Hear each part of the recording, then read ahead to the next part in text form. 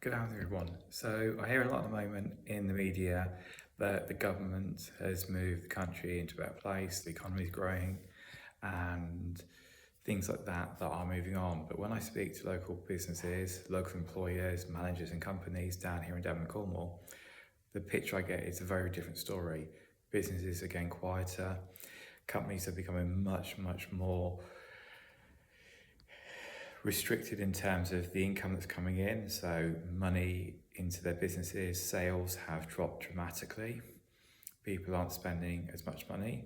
What we're also finding is that the expenses employers got to pay out, with things like national insurance going up, with staff wages going up, with minimum wage going up, it's been a lot of businesses under a lot of stress, and this causes a lot of problems for businesses.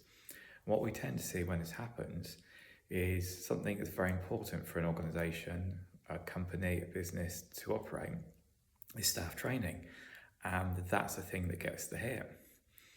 Now that's great in some respects. Cut back on training, or just tick the box, stick them on e-learning, tick the box, staff won't engage with it, doesn't matter, we've ticked the box. That's great, brilliant idea. The problem is when regulatory bodies, if you're in care, CQC come in, if you're in education, Ofsted come in, and they look at your training records and go, staff aren't trained, that's not appropriate.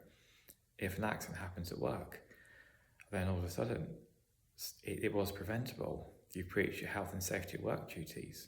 As an employer, does it lead to a safeguarding issue? Does it lead to a court case?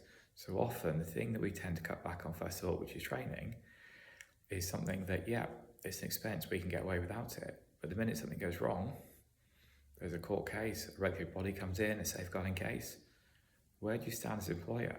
And actually, will you end up paying out more in the long run by actually missing out on developing and training your staff through things like staff sickness, increased staff stress, decreased productivity, reduction in staff performance, bad habits, bad practice creeping into the workplace, because you've cut back on the one thing you think is acceptable to cut back on when the business is struggling financially. Just something to have a think about. Any thoughts on this, please drop me a message.